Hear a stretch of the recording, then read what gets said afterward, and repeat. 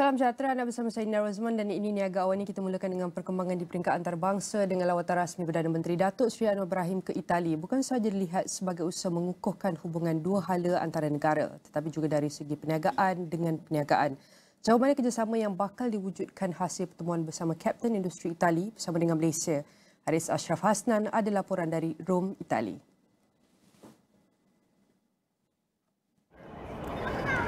Kehadiran Perdana Menteri Datuk Seri Anwar Ibrahim ke Itali ini sudah tentu bukan sahaja dalam mengukuhkan hubungan dua hala antara kerajaan dengan kerajaan Malaysia bersama dengan Itali, tetapi juga penting untuk kita lihat bagaimana delegasi perniagaan yang turut bersama dengan Datuk Seri Anwar Ibrahim dalam lawatan ini akan memberi impak yang cukup besar dalam perdagangan dan juga kerjasama B2B, business to business, perniagaan dengan perniagaan Malaysia, Itali. Kerana kalau kita perincikan antara yang dinyatakan oleh Datuk Seri Anwar Ibrahim dalam sidang meja bulat ekonomi antara perniagaan bersama dengan pemain-pemain industri utama di Itali ini adalah berkait dengan perubahan tenaga. Dan kalau kita bercakap soal peralihan tenaga dan apa bentuk kerjasama, kita dapat menelitikan bagaimana Petronas bersama dengan syarikat tenaga utama Itali iaitu ENI yang pada ketika ini sedang menggabungkan kepakaran serta teknologi masing-masing untuk melaksanakan projek peralihan tenaga yang berpotensi menjadi pencetus perubahan di rantau ASEAN. Dan kerjasama ini merupakan antara salah satu contoh di mana Datuk Seri Anwar Ibrahim menyatakan wajar untuk dilihat oleh syarikat-syarikat sama ada kerjasama dua negara ini, antara syarikat-syarikat dua negara ini dalam skala kecil maupun dalam skala besar, ianya cukup penting dalam meningkatkan hubungan kedua-dua buah negara sekaligus memacu pertumbuhan ekonomi yang lebih stabil untuk kedua-dua negara. Dengan 40% kalau kita ambil contoh pembangunan ekonomi, penyumbang ekonomi utama di Itali ini adalah dari segi ekspornya. Ini sudah cukup besar, 40% dari segi pembangunan ekonomi. Dan bagaimana kita lihat perubahan yang sedang dilakukan oleh Itali, walaupun diancam ketegangan geopolitik dan sebagainya, perang tarif di peringkat global yang tidak menentu pada ketika ini cukup penting bahawa kerjasama antara syarikat-syarikat perniagaan-perniagaan ini yang akan memastikan kelangsungan pertumbuhan ekonomi sesebuah negara. Dan apa kata kita dengarkan sedikit petikan yang dinyatakan oleh Datuk Seri Anwar Ibrahim dalam pembukaan sidang meja bulat pada Rabu. One which I mentioned to Deputy Prime Minister is this outstanding venture into energy transition. With Petronas, our oil company, which is of course one of the top 10 in the world, with ENI in energy transition, and it has that expertise, one of the leading companies with this technology, including CCUS. And interesting enough, once ENI was there in Malaysia,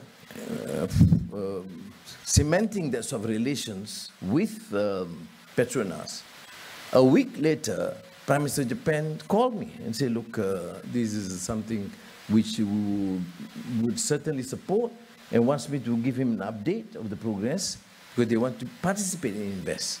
So Italy and Malaysia through ENI and Petronas would make a major breakthrough in the region. And last week I had lunch with President Prabowo of Indonesia, and he mentioned precisely, can we participate in this venture between ENI and Petronas?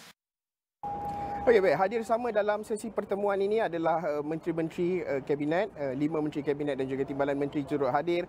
Dan juga selain daripada itu, kalau kita perincikan juga adalah kehadiran timbalan Perdana Menteri Itali iaitu Tajani, di mana beliau menyatakan bahawa Antonio Tajani menyatakan bahawa Asia Tenggara dilihat sebagai satu lokasi yang cukup strategik untuk pelaburan dan juga perdagangan di antara Itali dan rantau Asia Pasifik.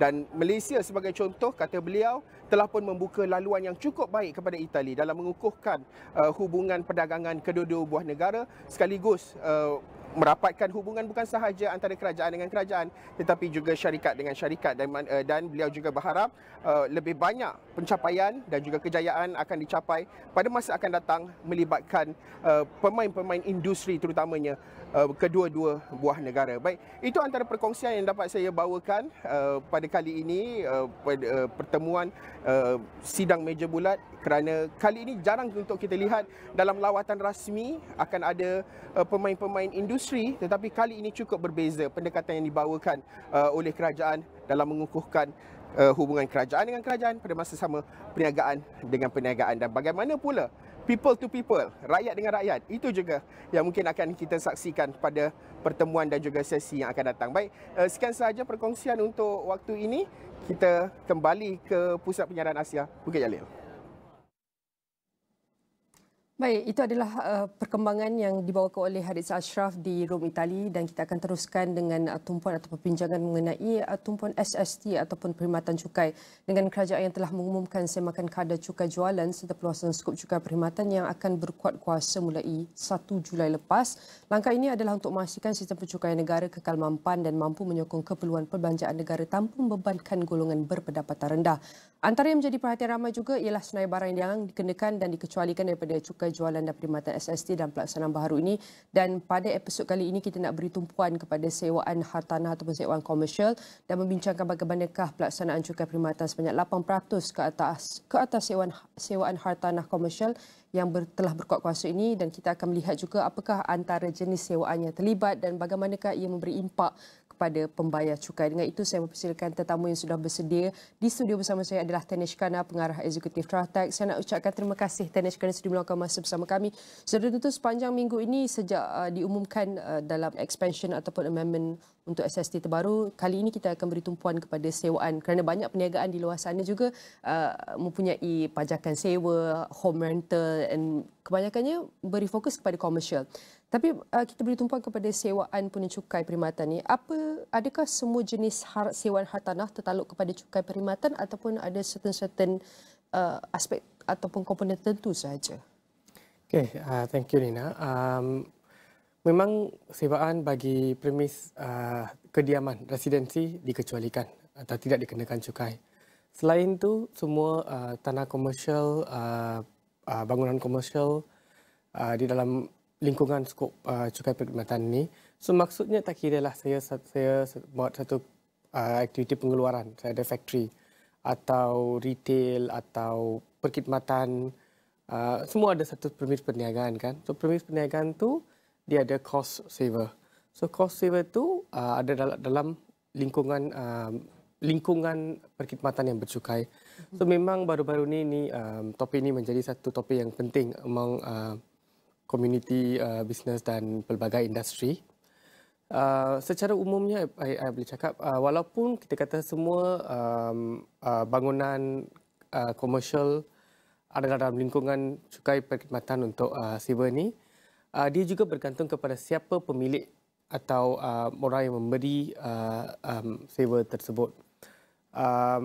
Sebab dia kena merupakan seorang yang mematuhi syarat menjalankan satu bisnes atau unsur-unsur satu bisnes atau perniagaan dari segi pemilik tanah, dan bergantung pada beberapa faktor pengecualian juga. Tapi secara umum memanglah kecuali kediaman, kesemua sewaan pajakan adalah dalam lingkungan skop bercukai.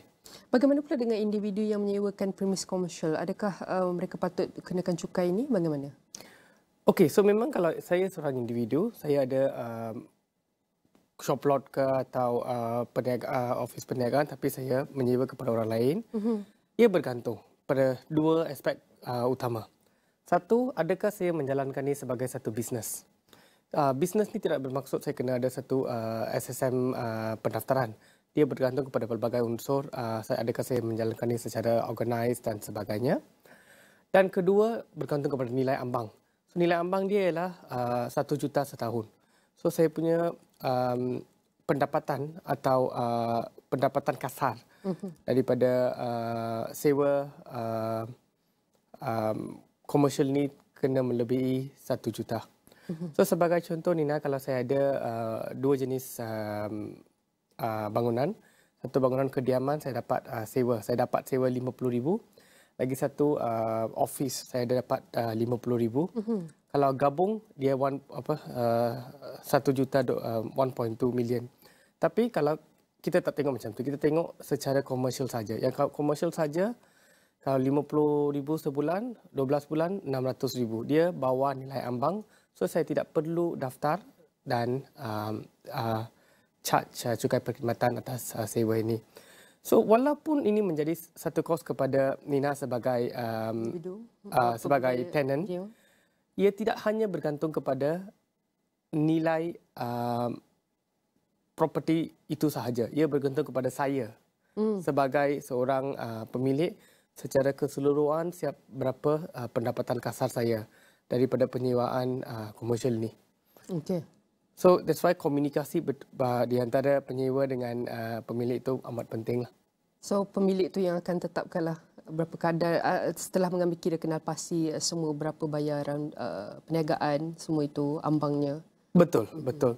Tapi itu adalah titik permulaan. Titik permulaan, okey. Kemudian dia juga ada satu pengecualian yang bergantung kepada adakah penyewa itu seorang syarikat kecil yang mempunyai pendapatan bawah sejuta, di mana penyewa pula boleh kata, sekejap, I know pemilik ini orang berdaftar, tapi penyewa boleh kata saya ada pengecualian saya dapat dari custom. So yang bergantung kepada pemilik itu adalah satu titik permulaan, tapi dia juga bergantung pada tiga aspek utama. Situasi pemilik, situasi penyewa atau tenant tersebut, dan juga transaksi tersebut, adakah dia menjadi satu non-reviewable contract dan sebagainya. Sebab sewa ni adalah satu aspek yang penting. So saya rasa kerajaan pun tahulah dia punya impact cascading. So dia ada pelbagai jenis pengecualian.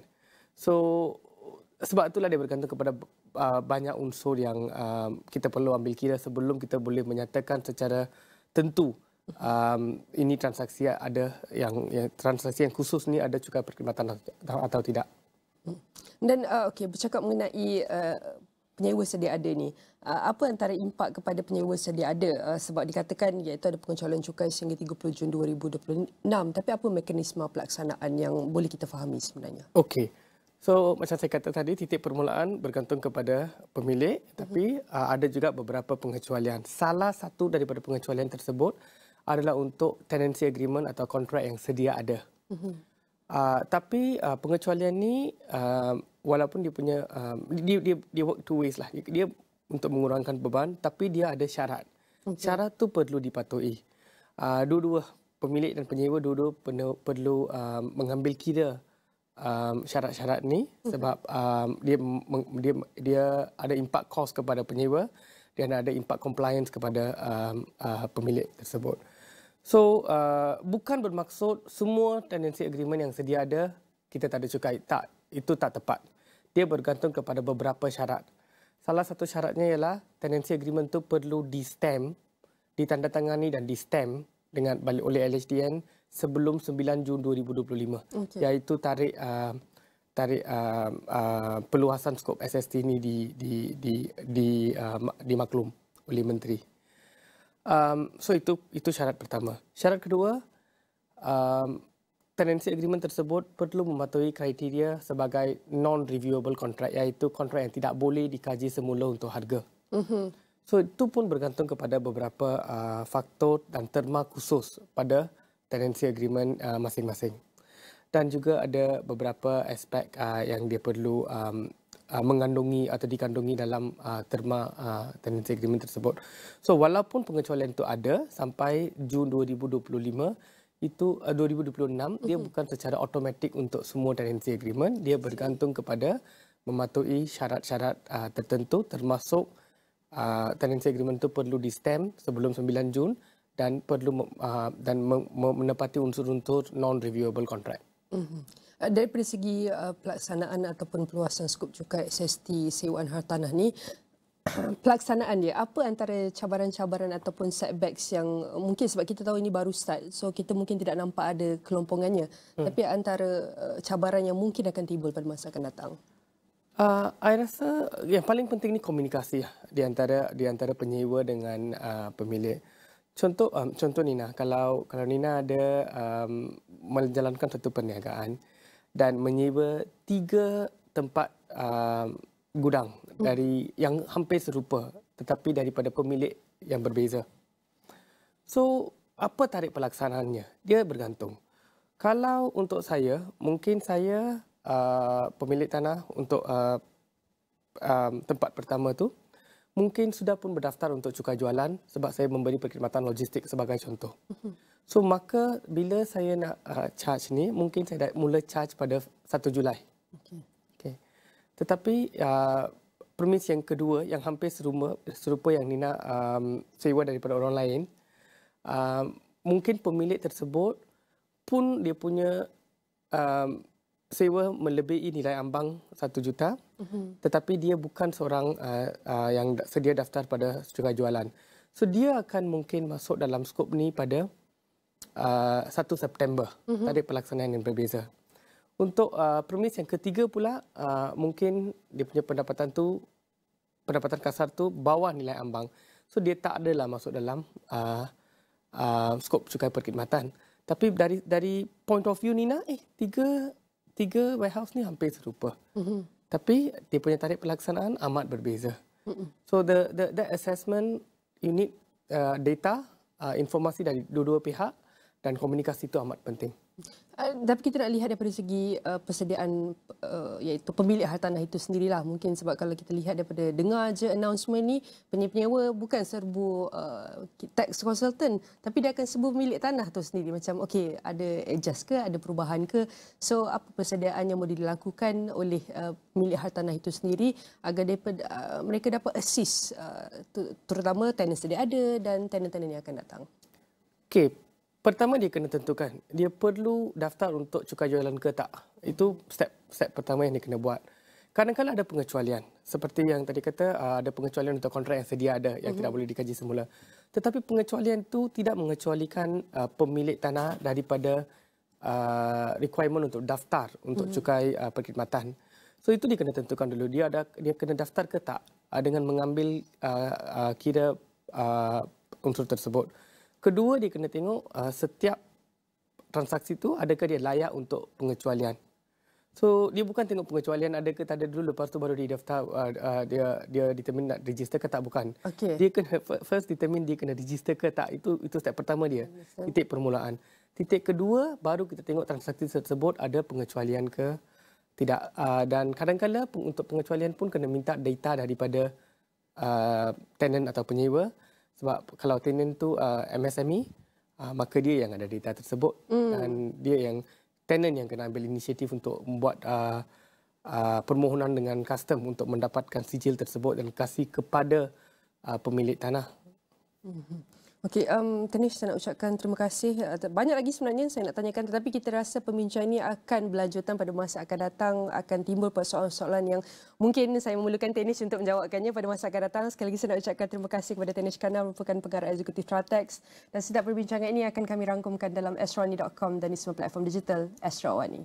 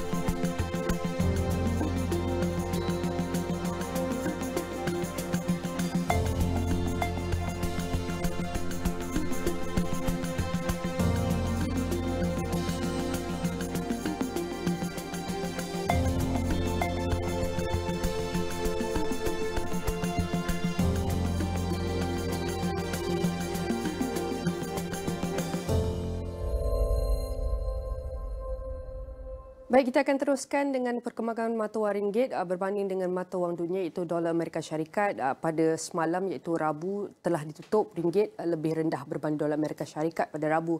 Berikutan harapan perjanjian perdagangan dapat dicapai menjelang tarikh akhir tarif Amerika Syarikat semakin suram dan menjejaskan sentimen pelabur.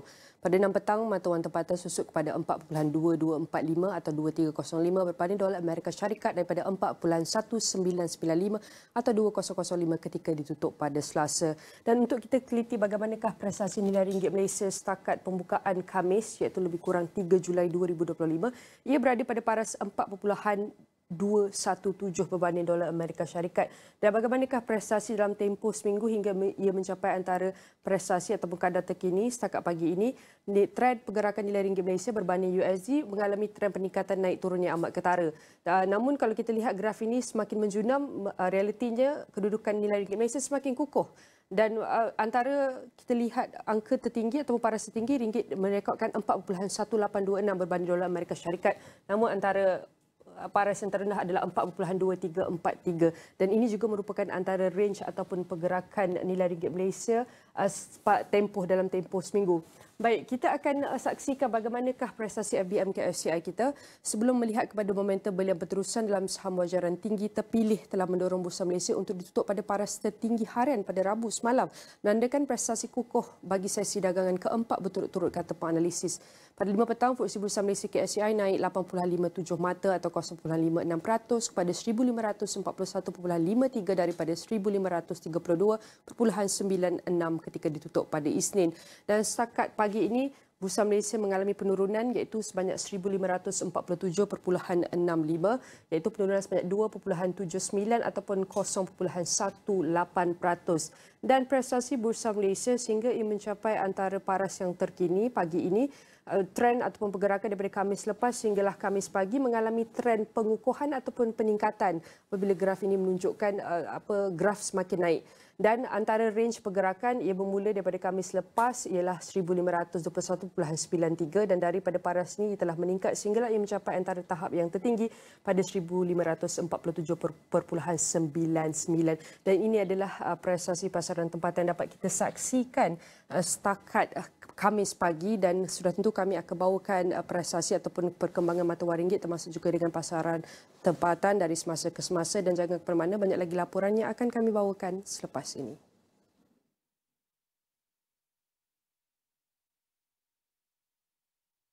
Okey. Baik, kita akan teruskan dengan perkembangan seterusnya di mana kalau kita lihat kemudahan pusat data DC dijangka mengalami peningkatan kos elektrik sebanyak 10 hingga 15% di bawah kategori Voltan Ultra Tinggi UHV, demikian menurut Public Invest Research. Analisisnya, Khairul Fahmi berkata, peningkatan itu terutamanya disebabkan oleh caj tenaga yang lebih tinggi semasa waktu luar puncak dan perubahan kecil dalam caj bukan tenaga. Beliau berkata, bagi kemudahan bersaiz 100 megawatt, ini diterjemahkan kepada anggaran peningkatan kos tahunan sebanyak RM45 juta hingga RM63 juta. Dengan itu, kita mempersilakan tetamu yang sudah bersedia dalam talian untuk bantu kami faham mengenai perkara ini adalah Mohsin Azman, The Government Affairs and Public Policy at Bauer Group Asia. Saya nak ucapkan terima kasih Mohsin kerana sudi meluangkan masa bersama kami. Sebelum ini kalau kita lihat Malaysia sebelum ini menarik pelaburan pusat data kerana tarif rendah. Kini wujud risiko pelabur akan lebih prefer untuk beralih ke Vietnam ataupun Thailand. Apakah antara ciri unik ekosistem Malaysia termasuk lokasi, sokongan kerajaan, infrastruktur yang boleh dikekalkan atau diperkukuhkan untuk mengekalkan kelebihan daya saing ekonomi? Baik, terima kasih Nina. So, basically bagi Malaysia ni antara salah satu sebab ni kenapa pusat data lebih berkenan untuk melabur di Malaysia adalah disebabkan oleh sokongan kerajaan kepada pelaburan khususnya kepada pusat data. Dan ini kita boleh lihat dari segi polisi-polisi kerajaan, dasar-dasar kerajaan seperti My Digital yang telah dikeluarkan seperti National Investment Aspiration yang telah dia menceritakan betapa pentingnya Malaysia ni untuk menjadi betapa pentingnya pusat data dari segi mencorakkan industri-industri di Malaysia, dan data center juga merupakan salah satu pemangkin kepada pelaburan industri-industri lain seperti industri-industri service industri di Malaysia juga. Malaysia juga mempunyai ketersediaan agensi sokongan khusus untuk membantu pembangunan data center di Malaysia seperti adanya agensi MDEC, MIDA, My Digital yang juga menggalakkan yang juga aktifly menggalakkan pembangunan data center di Malaysia, dan antara cara untuk menggalakkannya ialah melalui insentif fiskal lah. Seterusnya, dari segi lokasi strategik, of course Malaysia Malaysia is right in the middle of ASEAN, dan kedudukan ini merupakan kedudukan strategik kerana ia berada di antara laluan-laluan utama submarine cable yang membolehkan internet untuk membolehkan pergerakan data di serata dunia. Jadi at the same time, di strategic location seperti kita sedia maklum, Malaysia merupakan negara yang sangat bebas daripada risiko bencana alam yang besar. Jadi kita tak ada tsunami, kita tak ada gempa bumi yang besar, gempa bumi pada skala yang besar. So that presents Malaysia as tempat yang selamat untuk mengadakan data center, di mana data center ini merupakan critical infrastructure. Jadi jika data center ini sangat pentinglah data center ini untuk berada di kedudukan yang selamat, Malaysia merupakan tempat yang sesuai untuk mereka melabur untuk mereka melabur dan memastikan bahawa tidak berlaku sebarang gangguan atau interruption kepada servis data center yang disediakan. And at the same time juga Malaysia juga merupakan negara yang mempunyai kedekatan atau proximity kepada key markets atau pasaran besar di dalam rantau ASEAN ini, seperti Singapura, seperti Indonesia, seperti Thailand. Dan where this comes into play is that dia merendahkan kos perkhidmatan lintas sepadan. Jadi jika syarikat data center mempunyai eksekutif di Singapura ataupun engineer di Singapura, mereka boleh datang ke Malaysia dengan kos yang rendah untuk melakukan sebarang any repair works ataupun any certification works yang diperlukan oleh pusat data yang berpangkalan di Malaysia lah. Dari segi infrastruktur pula, of course, Malaysia dah ada tanah yang sangat luas untuk tampung data center yang banyak, dan at the same time Malaysia juga mempunyai an abundance of electricity dan sumber tenaga boleh diperbarui pun satu angle yang Malaysia tengah expand untuk ensure that dia ada that negara kita mempunyai demand yang cukup, supply yang cukup untuk demand, termasuk dari demand daripada data center. Jadi all these factors are the main reasons as to why data center ni Malaysia mempunyai negara yang Malaysia mempunyai beberapa ciri-ciri yang sangat atraktif untuk menarik pelaburan data center ke dalam negara. Dan kita lihat Malaysia mempunyai ciri-ciri yang agak unik seperti yang telah dikongsikan oleh Mohsin. Dan namun kita lihat apabila beberapa pemain seperti Equinix sudah mendorong sumber alternatif, adakah pendekatan campuran hybrid terbaik dari segi ROI, kestabilan makanan dan juga mitigasi risiko volatility harga elektrik naik turun ini? Pada pendapat saya sebenarnya, in my own personal opinion lah, memang bagus untuk mana-mana syarikat, tak semestinya data center, mungkin kepada syarikat-syarikat yang berada dalam sektor perbuatan juga, is good untuk mengadakan diverse range atau ada a mix of dia punya energy generation ataupun energy sourcing. Sebab kita lihat, let's see, untuk antara option-option yang ada ialah kita dapatkan daripada grid. In the case of renewable energy, kita ada CRESS, which is one of the salah satu sumber yang disediakan oleh tenaga nasional untuk menyediakan renewable energy. Dan masa yang sama, syarikat-syarikat juga boleh mempunyai rooftop solar ataupun untuk self consumption, dan mereka juga boleh invest dalam infrastructure BESS ataupun battery energy storage system yang membolehkan management of supply and demand untuk pada waktu beban puncak lah ataupun peak load. Jadi diversifying infrastructure ataupun sumber-sumber tenaga bagi syarikat ini merupakan satu benda yang sangat bijak dan juga penting untuk memastikan operasi data center yang operate round the clock. Dia operate setiap jam, dia tak ada masa yang data center ni tutup ke apa. Jadi having this diversified options is something yang akan membantu syarikat-syarikat data center yang beroperasi di Malaysia untuk memastikan operasi mereka tidak terganggu. Mohsin, kita berbakikan kurang daripada 2 minit, tapi saya ingin dapatkan pandangan Mohsin.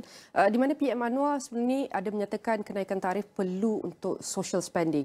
Jadi melihat kepada POV Mohsin ataupun apakah antara cadangan yang lebih relevan, lebih sesuai yang boleh kerajaan lakukan untuk menjaga keseimbangan antara tujuan fiskal dan pastikan Malaysia terus menjadi hub digital. Contoh apa pakej dasar sokongan yang sesuai? Contoh pengeluaran cukai, geran, insentif capex yang boleh diperkenalkan. Jadi antara salah satu insentif cukai yang telah disediakan oleh kerajaan ialah di bawah insentif khas di bawah program DSEC atau Digital Ecosystem Acceleration Scheme. Jadi these are one of the things lah, bukan setakat kita nak bagi pelepasan cukai kepada syarikat-syarikat seperti syarikat pusat data. But at the same time is also about ensuring that the infrastructure yang kita ada dari segi air, dari segi tenaga, dari segi fasilitasi dengan pihak berkuasa tempatan dan pihak bomba, semua itu merupakan benda yang kita boleh offer kepada syarikat-syarikat pelabur pusat data yang datang ke Malaysia dan memantapkan infrastruktur sokongan ini adalah benda yang penting bagi membolehkan pelaburan-pelaburan tambahan di Malaysia ini. Baik, saya nak ucapkan terima kasih kepada Mohsin Azman, The Government Affairs and Public Policy at the Bawah Guru Asia kerana bantu kami faham bagaimanakah antara faktor-faktor utama yang beri pengaruh terhadap pelaburan data center kita. Ini adalah antara komponen utama yang perlu kita teliti dan apakah antara penambahbaikan yang boleh dilakukan. Sekali lagi saya nak ucapkan terima kasih. Sedangkan setiap perbincangan ini akan kami rangkumkan dalam astrawani.com dan di semua platform digital Astrawani. Awani akan berhenti rehat seketika dan kembali selepas ini.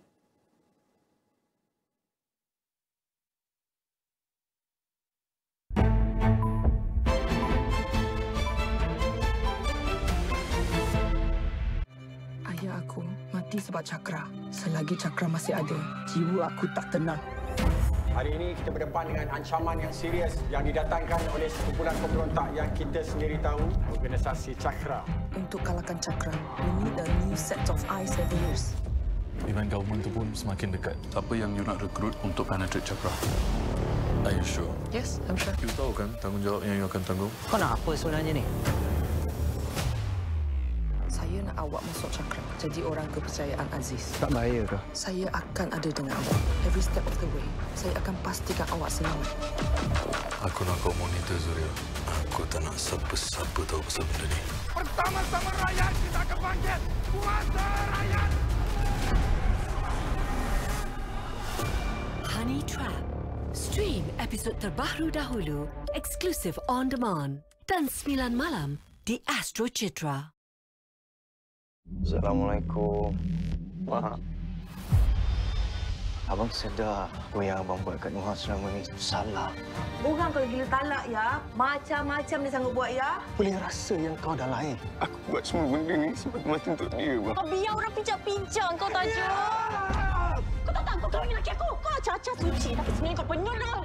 Saya nak hak balik. Abang kena Nuha balik. Dia bukan syurga di Astro Ria dan Astro Go. Ada yang perdebatan bahawa GST perlu dikembalikan semula kerana ada yang mempertikaikan bahawa SST itu tidak efektif. Isu buruh kanak-kanak bukan sahaja dalam bentuk fizikal tetapi juga bentuk moden yang lebih licik dan juga terselindung. Kita tengok buruh kanak-kanak dan ada juga buruh paksa kanak-kanak. Kumpulan FB dikenali sebagai grup budak-budak sekolah rendah yang didakwa menyebarkan gambar remaja perempuan tidak senonoh telah pun ditutup.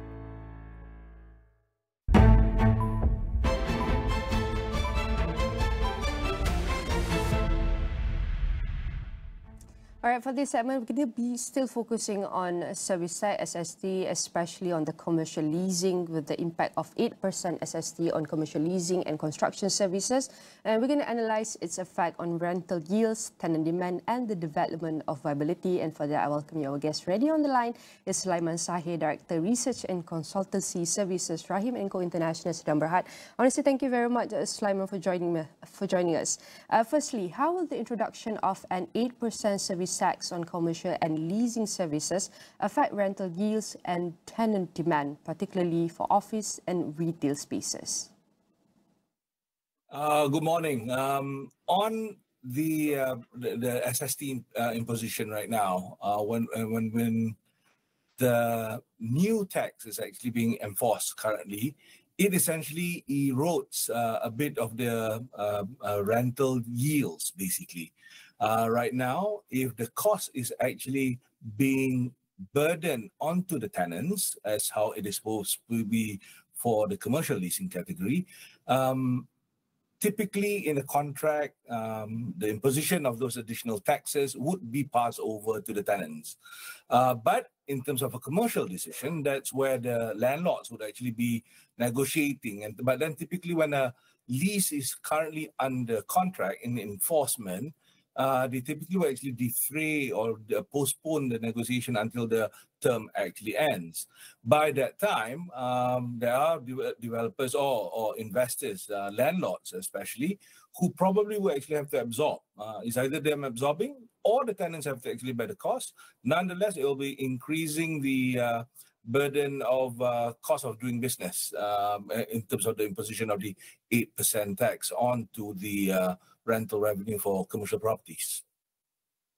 And what strategies might developers or landlords adopt to mitigate the added SST burden? Will they absorb the cost, pass, as you mentioned, pass it to the tenants, some of it, or restructure leases? In terms of doing business, the sales revenue is actually very important. So the sales revenue here, it's going to be a two-tier effect. I guess in terms of the cost of living right now, especially with the expansion of SST right now, the rakyat probably have to bear certain costs, which means that they actually reduce their capacity in terms of certain expenses, especially on the luxury items as listed. When that actually impacts the retailers. If they were to impact retailers' revenue will actually be reduced. So when they can't actually bear the cost of this additional cost of SST or the service tax, then the landlord would actually have to make a commercial call. If they can't actually pass it down, they would negotiate. So I guess now one is actually negotiation of who to bear the cost, 100% of the whole 8%. Or sometimes they actually negotiate in terms of how do they defray. Certain costs will be passed down partially. Maybe it's actually about 50-50 if it's so. But this is still all theoretical because it's only been a couple of days that the regime is actually implemented. So we have yet to actually really see how the full impact of this. But one thing is, due to this uncertainty, is where the concern is, because the implementation is actually done as such where the market currently is actually still very challenging. And in terms of even for property transactions, for example, although the numbers are still commendable, but first quarter results, for example, first quarter result for this year is actually lesser in terms of property market activities compared to first quarter last year. So these are the impacts that would actually be a factor moving on throughout the year, and even with the reduction of subsidies and the electricity tariffs revision, and this will actually overall create the need for new commercial terms, especially for the situation where there's a non-renewable or non-reviewable contracts.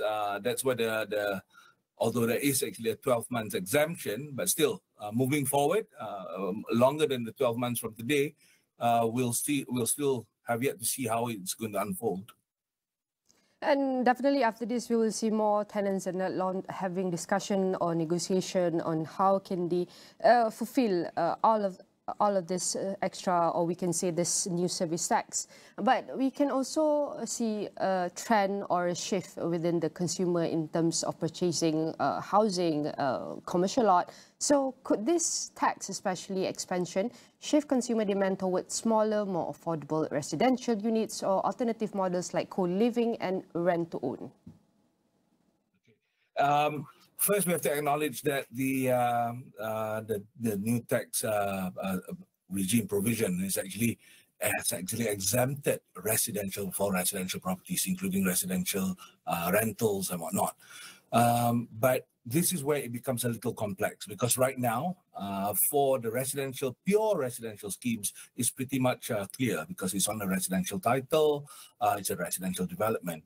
But most of the residences or dwellings where people live, housing accommodation, are actually constructed within on a commercial title.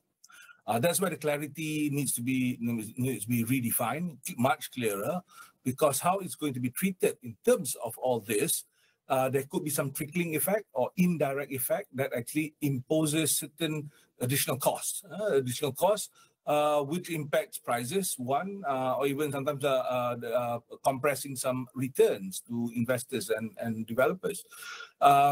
When we talk about whether it will shift over to the co-living, smaller units, we are talking about affordability. So in terms of affordability of the residential sector within Malaysia, it is a perennial issue. Right now, without this new tax imposition, it is already an existing challenge that we have to actually face. Moving towards the smaller units, hence cheaper pricing relatively, would actually has actually been the focus or strategy in the market. But again, it would not be much different if it's for residential because it's already exempted. But for the service apartments or even co-living, because co-living might be rendered treated as a short-term rent, which is going to be something that's actually going to be included within the service tax. And we know that residential tax has been exempted from this, and given that construction service are also taxed, how might this affect project viability for mixed use or commercial developments moving forward? For a residential, the exemption for the residential sector is basically towards the tail end of the supply chain, if you like. It's like from the developer to pass on to the end user, to the buyers. That's where it's actually exempted. But as you can imagine, the construction period or the whole supply chain towards realizing the residential unit, the house or the condominium, it actually flows down towards the construction, which is actually between the contractors and the developers. Over there, those segments would actually be factoring the additional costs of the 6% in terms of the sales tax and service tax, which is not necessarily going to be open up towards the residential segment to be for the developer to recover from the residential buyers.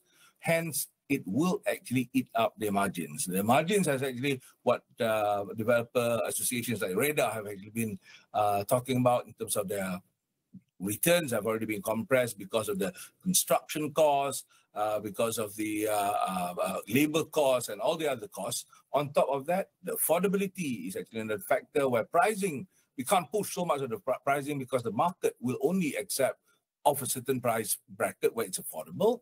This is where it is trapped.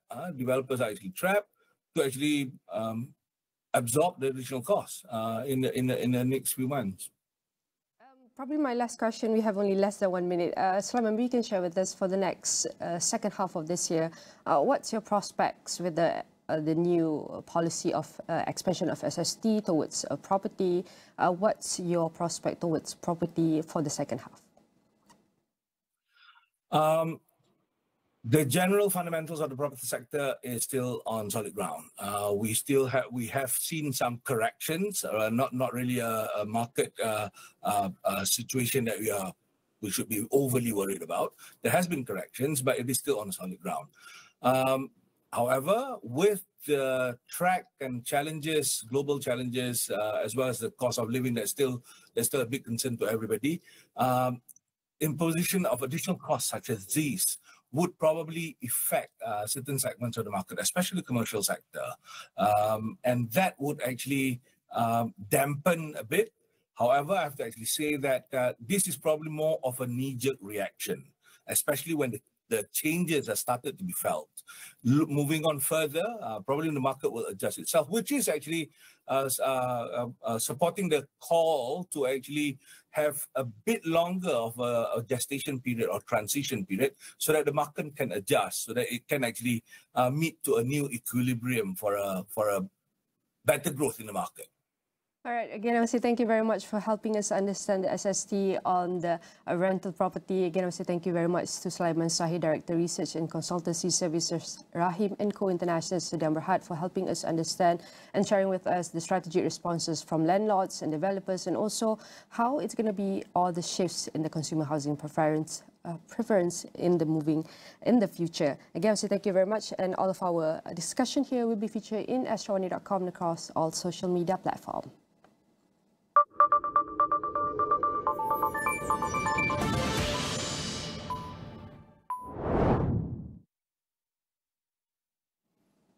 The S&P 500 and Nasdaq closed on Wednesday, 2nd July, lifted by gains in tech stocks and news of a trade agreement between the US and Vietnam that helped ease concerns about an extended trade war.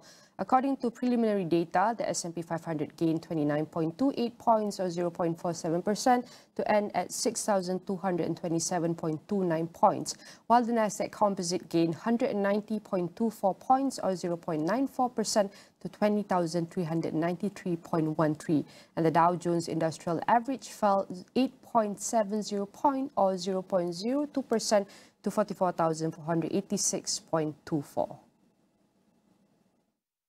If the administration does not extend the July 9th deadline and we don't have a slew of trade agreements between now and then, I think the market will become very nervous very quickly.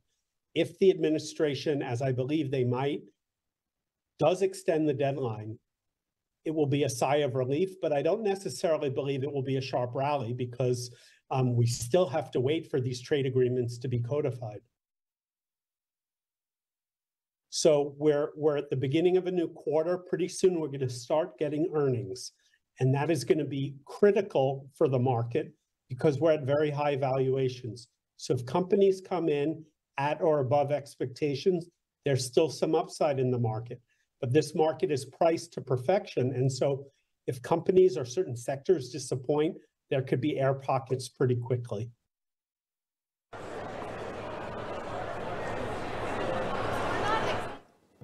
All right, now let's break it down what's happening in the US stock market. I'm going to start for one of the biggest sector within the software infrastructure. It's Microsoft.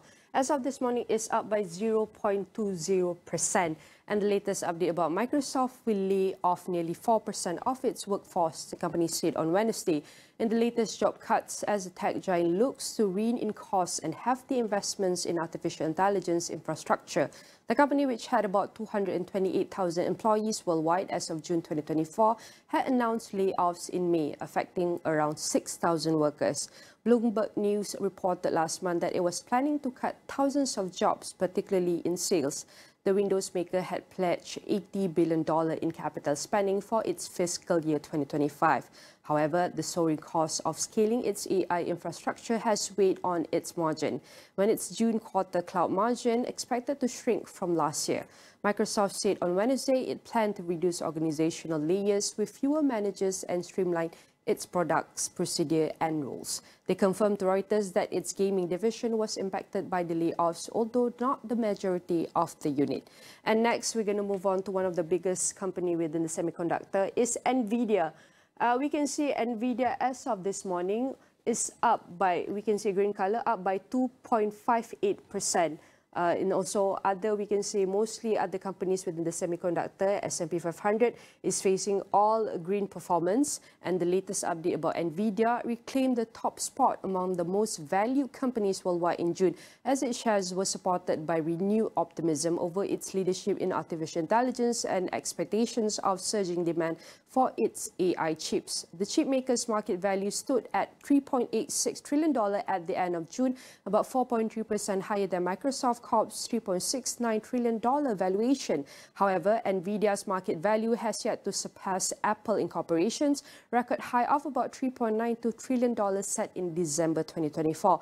Apple, with a market capitalization of $3.1 trillion, ranked as the third most valuable company at the end of last month. Meta Platforms Incorporation, Broadcom Incorporation, and Amazon.com Incorporation saw their market's value rise by 14%, 13.9%, and 7% respectively respectively last month, reaching $1.86 trillion, $1.3 trillion, and $2.33 trillion. The market value of Tesla Incorporated dropped 8.3% to $1.0 trillion last month, with sentiment hit by CEO Elon Musk's feud with US President Donald Trump. And that is the update also about Tesla. And Tesla, as of this morning, is 4.97%.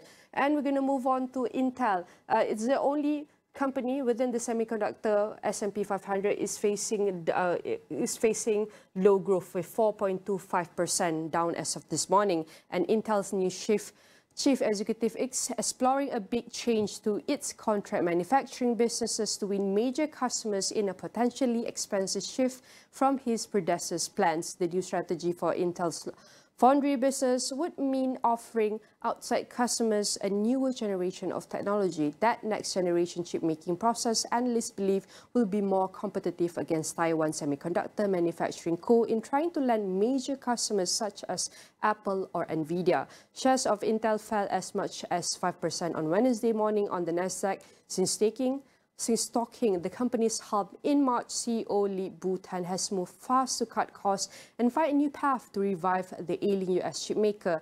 By June, he started voicing that a manufacturing process known as 18A, in which prior CEO Pat Gelsinger had invested heavily, was losing its appeal to new customers. And that is the update within the S&P 500. Please stay tuned with us as Niaga Awani will bring more updates locally and internationally Monday to Friday from 9 a.m. to 10:30 a.m. And definitely stay tuned with us as we're taking a short break and we'll be right back.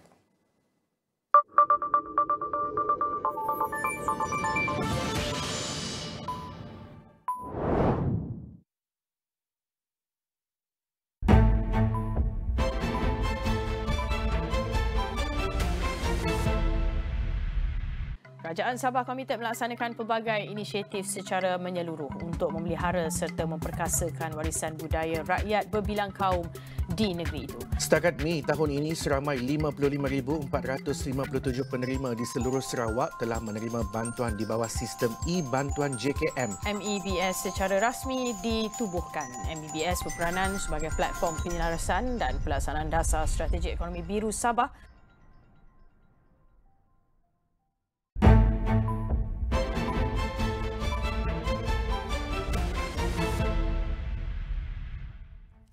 Good afternoon, ladies and gentlemen. Very warm welcome to this issue briefing titled Career Pathways Rewired.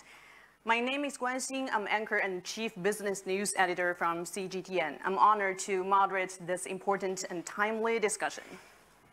So we're addressing one of the most critical challenges of our time today facing young people worldwide, the future of work in the age of agentic AI and evolving labor markets.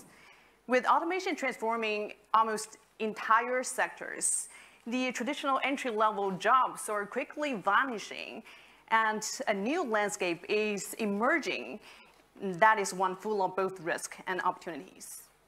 The numbers are staggering. 85 million jobs were displaced by 2025, yet 97 million new ones created. So how do we ensure that our younger generation not only fully prepared for this shift, but also empowered by it? To explore this, I'm honored to be joined by a distinguished panel of experts here. Let me introduce them, starting from Professor Zhang Dandan, the Deputy Dean from the National School of the Development of Peking University of China, and Mr. Rahul Atluri, co-founder and CEO of Next Wave India, and Georgina Mondino, curator of the Rosario Hub from Argentina. So we have frontline perspectives from China, India, and Latin America. We're also live streaming this session online, so welcome to our online audience. And if you're engaging on social media, please use the hashtag AMNC25 to share your insights. And let's jump right in. And by beginning to framing the challenges Rahul, I want to start with you because you're at the front line. You're working closely with young job seekers in India, while half the population is under the age of 30. So paint us a picture. What is the youth employment landscape look like for young graduates, for example, who may be trained for years to code, now only watch AI do it faster? Yeah, I think we are living in a quite very interesting times. So at one end, we are seeing economic uncertainty due to various factors. And on the other end, we are also seeing a lot of tech disruption happening. And like you rightly said, India has gotten like a lot of young population. More than 60% of the country is young. So it's a double-edged sword in the sense that, like, when we can nurture the talent and make them industry ready, it's going to be a blessing for the country. And at the same time, when the talent is not addressed in a proper way, it could become a quite challenge. So I think we are seeing two sides of the coin. So I think whenever such technology disruptions happen, we are seeing it like a J curve. So in the short term, every organization is trying to leverage on the new tech disruption and trying to optimize on the bottom line. And we see some bit of layoffs, hiring freezes that are happening, which is hampering employment for entry-level job roles, especially in the areas like customer support or frontline operations, talent acquisition, and all these areas. But I think very soon we are also seeing like a lot of companies also getting to that up curve where they have just started to embrace generative AI, and they are not just looking at it as a way to optimize or automate things, but each company is also coming up with newer use cases of how AI can create new value for their stakeholders. And I think while the short term might look very gloomy, but I'm sure 3 to 5 years down the lane, we'll be in a situation where we'll also face global shortage of talent, especially which is skilled in the domain of AI. And I think in the country, the government is quite proactive. It has been very foresighted in the sense that it has come up with initiatives where industry and academia collaboration are encouraged through various programs, especially by UGC and AICTE. So where industries can now collaborate with universities right from the first year of college or second year of college. So making them more relevant in the sense that whatever is the industry demand, the academia is well informed upfront, so that academia can keep gearing up students on the skills that are more relevant for the industry right from the early on. So to just conclude, I think in the short term we are seeing significant layoffs and hiring freezes, but at the same time, once we take a step back and look, I think it's the J curve, so it's only a short-term disruption, but 3 to 5 years down the lane, I think it's going to be an exponential surge in terms of opportunities with generative AI. Mm-hmm. So we are both identifying the risks and also exploring the solutions. And Professor Zhang, I want to turn to you because employment is one of the top priorities for the government. From your backgrounds of education and economic policy, how do you see the broad impact of AI on China's employment? And as someone from China, I hope the jobs vanishing fast is not media staff or foreign moderators. Okay, so Rahul talked about India. Mm-hmm. So I think India is mainly the supply issue. More and more young people in India. Yeah. But in China, it's the other story. We have a declining population, especially for the young generation. So each year we have reduced by maybe millions of workers, labor force. So in China, the labor market issue is mainly not from the supply side, it's actually the structural issue. Each year we have more than 10 million new graduates into the labor market, and then at the same time, we create 12 million new jobs. But the problem is how to match them. It seems that the number is quite okay, but how to match them. So what I'm going to emphasize is the skill mismatch issue in China. Because so it's become a serious issue for the young graduates, especially under the process of labor market paralyzation. So the paralyzation means the structural change, where we say the job growth in the high skilled and low skilled ends, but in the middle, the job disappeared. For instance, as a consequence, for the middle to high skilled young graduates, their situation is critical. So if they cannot match into a high skilled jobs, there's no choice in the middle. They have to fall into the low skilled one.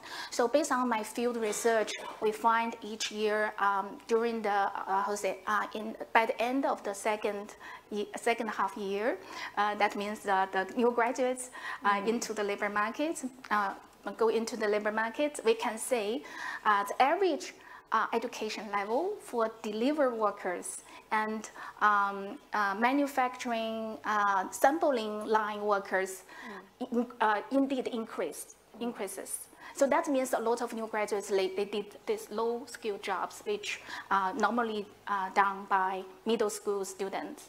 And the other thing is we used big recruitment data from jobin.com, and we try to say how the applicants match with the job, new listed job, and we find over time the young new graduates matched with the jobs require low qualifications than their education. And this is increasing over time. So that means the skill mismatch is really a problem for the Chinese labor market. We need to deal with this issue, I think. Yeah. I'm just curious, just building on that, if you have to delete one subject from the curriculum of Peking University, what would it be? I'm not questioning the authority of Peking University, just forward thinking. Because I'm from economic, so maybe I will choose economic. What? I will go back to PKU, so I can't say other subjects. Let me turn to Georgina, because you're from Latin America and you're working closely with young entrepreneurs there. Give us, the ground level view from Latin America. How do young people view the role of AI? Do they see it as a tool or a threat or something entirely different? Okay, so I wanted to take a moment to thank this space and the introduction, and also to make a shout out to all the shapers both in-house and at home. So the issue for young people, both in Latin America and everywhere, but especially in Argentina, which is my country, we are facing really high unemployment rates. We are facing nearly 3.6 unemployment rates, 3.6 times bigger than it is for older people. And also, it is a 6% bigger rate than it is worldwide. So that's the key context that we have to start from while talking about the country, and I think it's really similar in all of Latin America. But however, we are facing this moment where young people are taking into AI and are looking into the technology in two ways. You can either look at it as a threat, or you can either look at it as a possibility, an enhancer, a tool that help you take advantage and automate everyday tasks. So what's going on is nearly 40% of companies are looking to automate their workforce. So that may look like a threat for younger people that might be facing their entry-level jobs and might be just graduating from university and starting for the first time.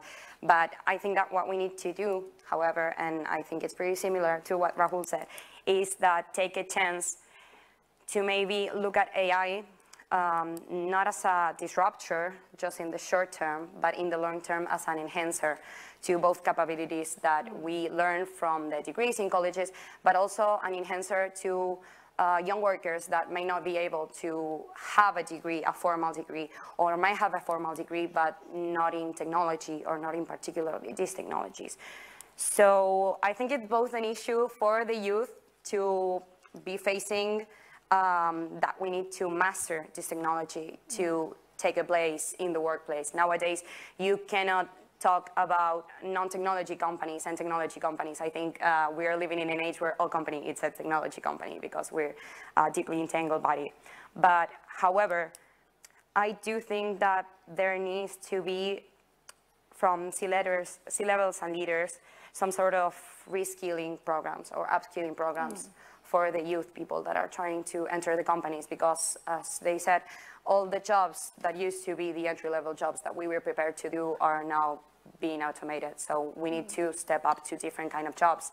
And if you only have those basic jobs that Dan mentioned, or the high level of skilled jobs, you have no middle, and all the trained professionals that are emerging for college have no space in this workplace right now. So, you know, the companies need to invest in reskilling, right? Let me ask you this, because big corporations always say that humans won't be replaced by AI, but we're seeing a lot of companies laying off jobs across the world. Georgina, from the Argentina's perspective, how do we, you know, it's an issue about building an inclusive society. Should companies, you know, if they lay off like 1,000 jobs, should they use their bonuses to fund like scholarships for this education? That's a really good question. I think it's always good to invest in education, in different types in education, not just traditional The problem ones. is who is going to do it, right? The companies, or the universities, or the government. Rahul, what is your take on that? I think it's a very interesting question. I think, in my view, there are 4 stakeholders who need to be part of this. One is obviously the governments, businesses, academia, and as well as the individual also in some form and should take control over their career. So coming from the government perspective, so whenever such layoffs or like, you know, the hiring freezes happen, so I think it's high time that, like, you know, government takes a view at the policies and the infrastructure that they are creating. So I think in this current age, skills should be prioritized more and more over degrees, and credentialing of skills should be on a given much more priority in the landscape where technology is changing quite fast. And also bring about access to AI infrastructure, make it accessible to a broader set of the country, so that, like, you know, people, the digital divide or the AI divide in the economy in the country doesn't happen. So make it like, you know, bring about, like, you know, more and more free AI tools like ChatGPT or things like that, and like, you know, empower the young people of the country to be able to start using AI, and maybe also learn AI using AI. And from the company's perspective, they can be more forward in the sense of, I think there is always confusion among the young population in terms of what skills do they need to pick up. If companies can come forward and say, be quite forward, give some clarity on or some signals around what kind of skills are they expecting the young next generation to have. If each company can come forward and start giving clarity or some signals around, like, you know, what sort of skills do they expect. And academia in some form and shape, I think, need a big revamp in the sense, I think the curriculums today are not changing at the pace in which the industry is moving forward. So academia should also take part in terms of ensuring that the curriculum is more dynamic as the industry evolves, and so should be the pedagogy.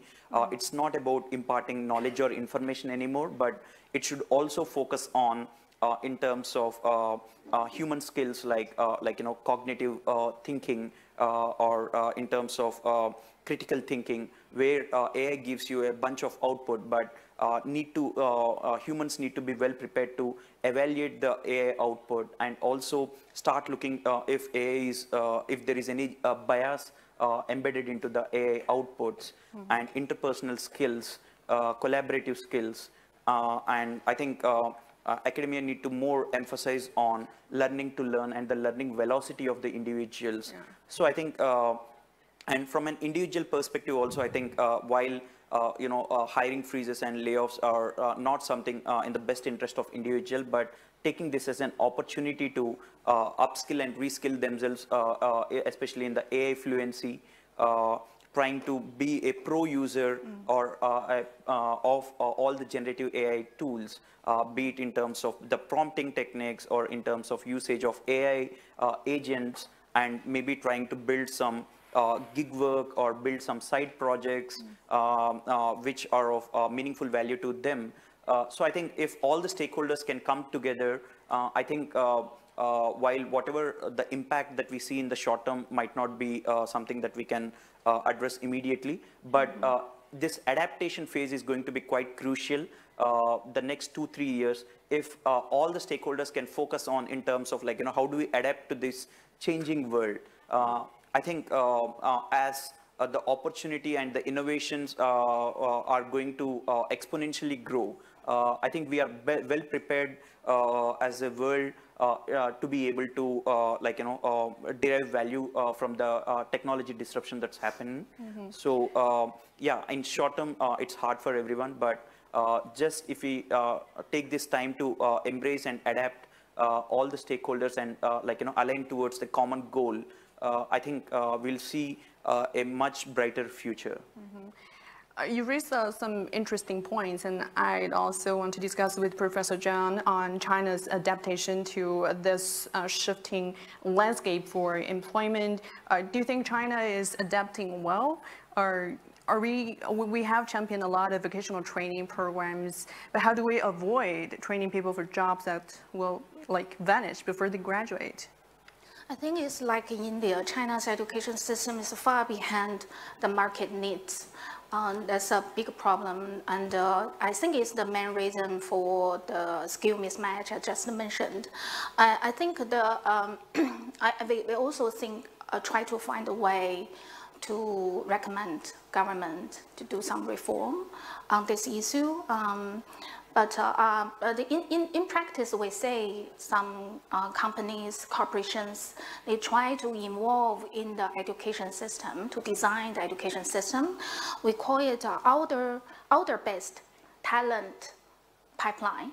So we already say a lot of some governments and the schools and the corporation, they work together to design the courses for specific skills. For the young students, there are a lot of attempts happened in China, but it's still too little. We need to, I think, we need to open the market to the education market and allow more corporations and market powers to come in to fit this gap between skill supply and the skill demand. Yeah. What role does technology or innovation play in this process to provide much needed education in the era of AI, because the competition is intense and we need to prepare a talent pool? Yes, I think to solve this problem, we have to know where is the problem, what's the skill we really need in the AI era. So as an academia, we use the AI technology to do a lot of research on this issue. Basically, we use the big data from dropin.com and to say what's the most demanding skills in the labor market, because we can say the new listed jobs every day from time to time, so we can say what the skills are needed in the labor market, and then we provide this information to the government and to the market, and the corporation and the government can think how to fit this issue. So I think there's some information asymmetrics issue. We as academia, we try to break this problem, solve this problem. Yeah. And talking about innovation, I want to turn to Georgina, because you're working closely with entrepreneurs. Are there some innovative solutions? Because we are not only adapting to this, we can also be empowered by AI, because it's such a powerful tool in our workspace. I think AI today can be a democratizer of the access to these jobs. I think that there have been numerous innovations in this path. I think we're facing towards a different type of learning process, not only traditional careers that take longer, and sometimes those long times that take to finish a degree do not keep up with how fast technologies are evolving. So there's been talking about e-learning, about A-power e-learning, which I think that Rahul can also talk a lot about. But I think that what we need to keep in mind is that's something that Dan said as well, is the skills mismatch that we're looking at right now. It's not something that is new. We had a session earlier where we have been discussing with some peers that this skill mismatch is something that has been happening for a long time. So it has been happening with other skills, maybe. We talk about different type of skills. We have human skills, green and sustainable skills. We have business skills. We have now something that it is one more on top of the pile of skills that we need to prepare young people and young entrepreneurs to be ready to have for the job market, that is the AI and data skills. But I think that these technologies that are powered by the same new key deep technologies that will be the challenge are the one that can help us, because I don't think that the solution is in career paths as we are seeing them today, because I think that all jobs are looking into a skill change. And the way that we're going, if those jobs are going to keep evolving and going to keep needing new skills, I don't think that studies as we are conceiving them today are keeping up with that. So we need to take traditional degrees and universities and be able to leverage those with other type of learning paths that we were discussing before, to short courses, boot camps, even different organizations, so that young entrepreneurs and your professionals in general, they can experiment these new technologies. So we need, what I think is gonna sound a bit childish, but I think that we also need playgrounds so that we can test this new set of skills that are gonna be needed for these new jobs. We need to be able to pretend to be leaders, to pretend to be decision makers, to practice empathy, and the way that we're doing is not from a textbook, it's by interacting and it's by experimenting. Well, I definitely have a lot of unasked questions, but I'd like to give this opportunity to our audience. Please raise your hand. A microphone will come to you. Hi, my name is Amir, and I am a part of the Global Shapers community. And I actually had a question for Georgina and for anyone else that would like to answer. But we keep talking about what can companies do, what can governments do, what can universities do. But what can young people do about this? We are the ones that are being affected. So what would you say young people can do about this problem? And are there any initiatives that you already know about that have been done about this? Okay, so happy to answer this question, and then I'm gonna invite my peers to join in as well. I'm gonna talk to my experience of what we're doing in our hub, since you're also a shaper. We have a current program that it's called ¿Y ahora qué?, which translates to now what, which is kind of the question that young high school students face once they are finishing this educational path that is high school and facing this big decision. So I think that what enriched the workshop that we go to schools to give is the opportunity to do this, to test these new skills that we are trying to let them know about, but also to identify these skills. We talk a lot about soft skills. It's a word that's been in the table for a really long time, but I don't think that we are correctly identifying what these soft skills are, and I don't think that children are correctly, or teenagers are correctly identifying what soft skills are.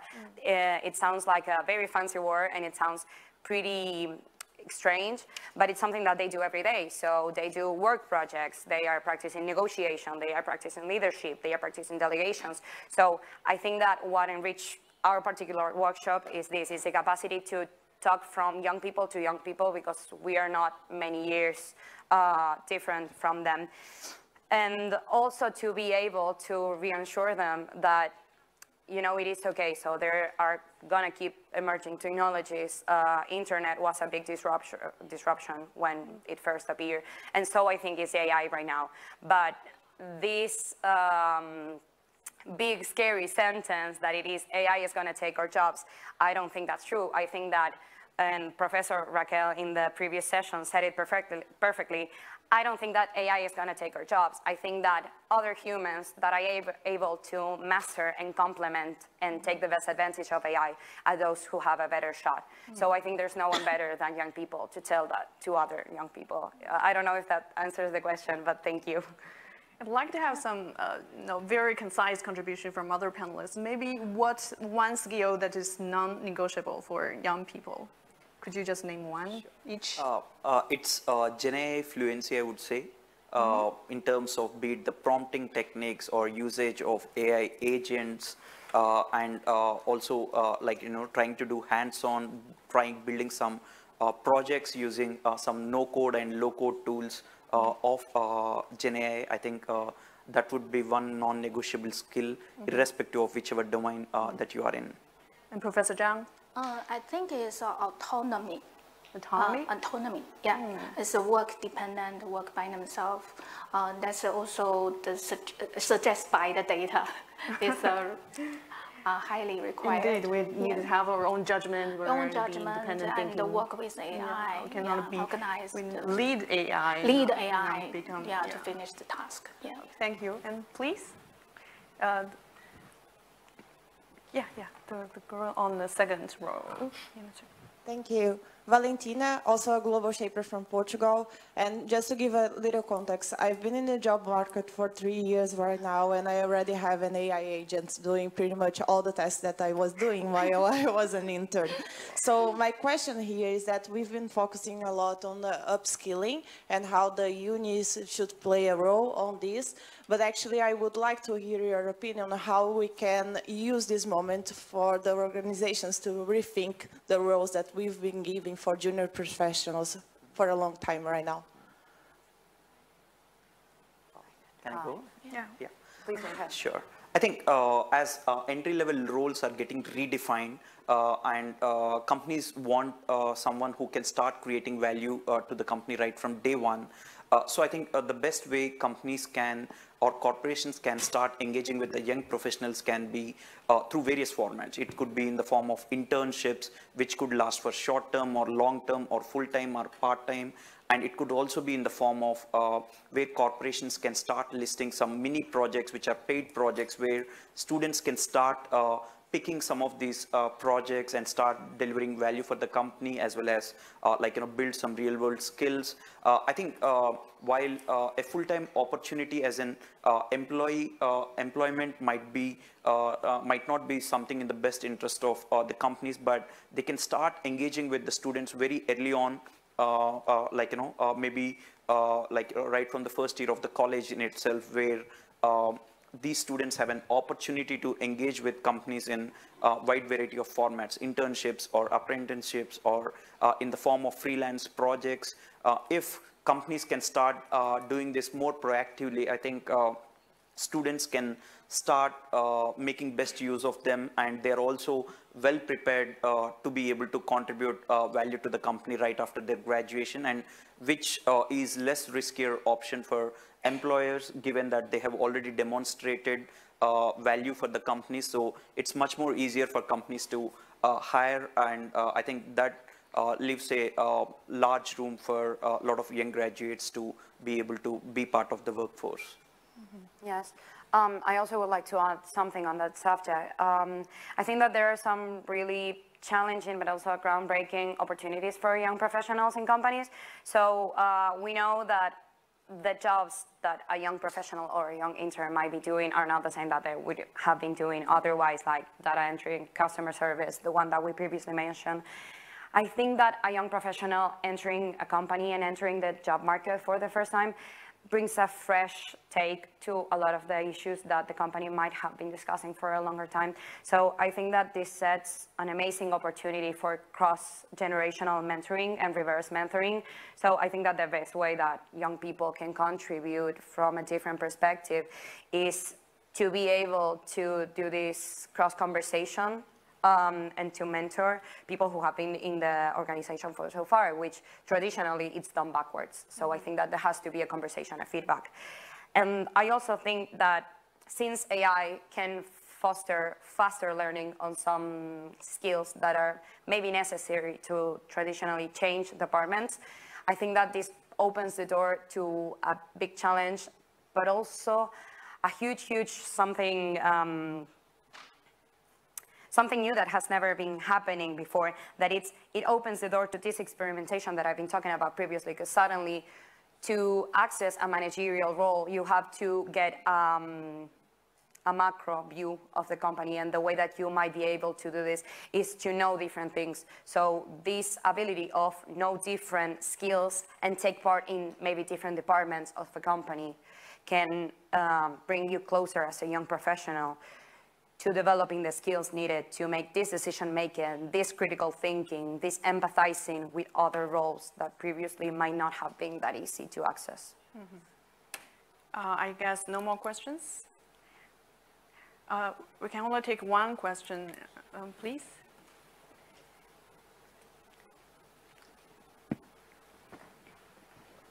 The journalist for the Xinhua News. One question is for the Professor Zhang. Currently, the Chinese government has promoting the vocational educations nowadays. So, what the role will be played in the AI in this process? Thank you for the question. It's a tough question. Professor Zhang, we have to do it very quickly. It's a tough question. Yeah, because in China now, half middle school, junior high middle school students go to the vocational school, and there are lots of debates on this. Maybe some people think they should go to the university instead of go to the vocational school at a very younger, just 16 years old. They cannot make the decision which track they will go. So there are lots of debates. I think with AI, the vocational school still have chance, because as I mentioned, the low-skilled jobs actually booming in China. And the vocational school, they are pretty much targeted on those relatively lower skilled jobs. So I think the main challenge is for university, not for vocational school. That's the short answer. And may I add one sentence to the first questions? I can give you one example in China what young people do. Actually, we have a platform called Xianyu, which is under Alibaba Group. On this platform, young people sell their idle skills.